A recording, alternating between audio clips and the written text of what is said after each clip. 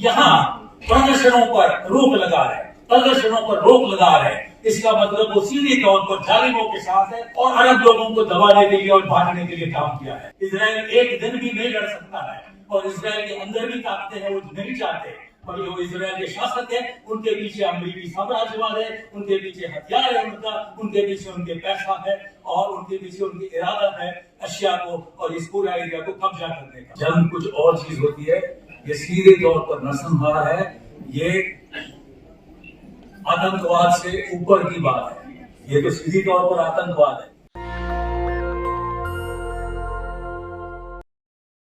जो फिलिस्तीन के ऊपर जो एक महीने पहले आज की तारीख इजराइल ने जंग का ऐलान किया, वो जंग नहीं है जैसे मेरे पहले वक्ताओं ने साफ रखा है, वो जेनोसाइड है, नरसंहार है।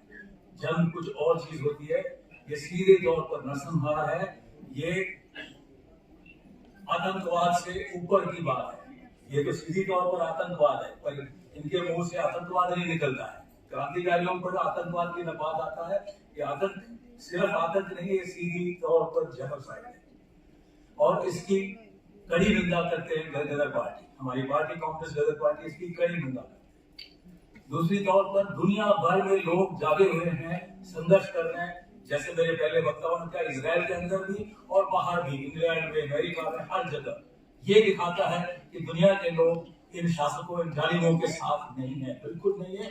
ऐसे ही हमारे देश के लोग भी इनके साथ नहीं है। साथियों, एक बहुत ही जो मेरे पहले वक्ताओं ने रखा, बहुत ही अहम बात है कि जो साम्राज्यवादियों है, अमेरिका, ब्रिटेन और यूरोप के जो साम्राज्यवादी हैं, ये जानबूझ के वहां का संघर्ष को एक धर्म का संघर्ष बनाना चाहते हैं कि ये यहूदियों और मुसलमानों के बीच, ये गलत है। 100 साल से जब ये जैनिस्ट आंदोलन चला, तब यहूदियों के बीच में भी जैनवादी के खिलाफ आंदोलन चला और वो भी आज सक्रिय है पूरी दुनिया में। वो नहीं कहते कि हमें दूसरे के घर को उजाड़ के या हम कोई स्पेशल रेस है। और इस आज जो देखा जाए पिछले महीने में, अमेरिका में हो, ब्रिटेन में हो, फ्रांस में हो, हर देश में यहूदियों भी संघर्ष किए हैं, बाहर निकले हैं कि हमारे नाम पर ये नहीं चलना चाहिए।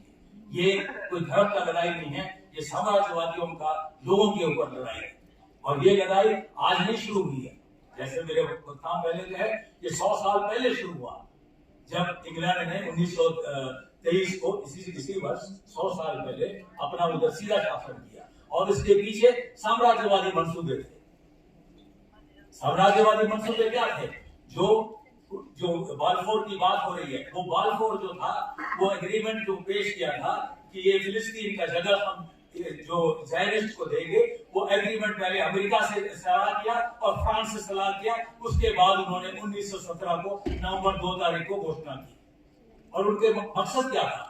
उनके मकसद था कि इस पूरा इलाके में वो जो स्विस कैनाल थी, हिंदुस्तान पर कब्जा जारी रखने के लिए स्विस कैनाल पर कंट्रोल चाहिए था और तेल जो है, जो मध्य पूर्व, जो वेस्ट एशिया में है, पश्चिम एशिया में जो तेल का भंडार है, उस स्रोत के बगैर जंग नहीं चल सकता है। उस स्रोत को कब्जा करने के लिए फिलिस्तीनी लोगों को दबाया गया, फिलिस्तीनी लोगों का जमीन हड़प किया, उनके देश को हड़प किया, यहूदियों का इस्तेमाल किया और अरब लोगों को दबाने के लिए और बांटने के लिए काम किया है। और ये पूरा 100 साल चला है।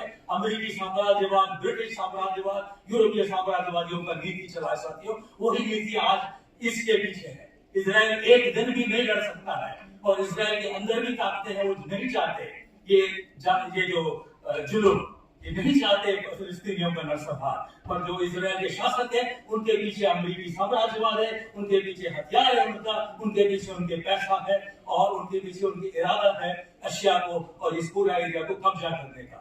इसलिए साथियों, हम अमेरिकी साम्राज्यवाद का कड़ी निंदा करते हैं क्योंकि वही इस जंग के पीछे है, पूरी ताकत है, अपने हथियार और हर तरीके से ताकत है। अमेरिकी साम्राज्यवाद को निंदा करते हैं और साथ साथ साथियों, हम हिंदुस्तान की सरकार जो है, जो हिंदुस्तान के जो लोगों की जो ख्वाहिश है, हिंदुस्तान के लोगों की जो जज्बात है, हमारी जो हमदर्दी है फिलिस्तीनी लोगों के साथ, उसका पूरा नजरअंदाज करके न केवल अमेरिका के साथ दे रहे हैं, यहाँ प्रदर्शनों पर रोक लगा रहे, प्रदर्शनों पर रोक लगा रहे, इसका मतलब वो सीधे तौर पर जालिमों के साथ है, यूएसए और इजराइल के साथ, और ये अच्छी बात नहीं है साथियों।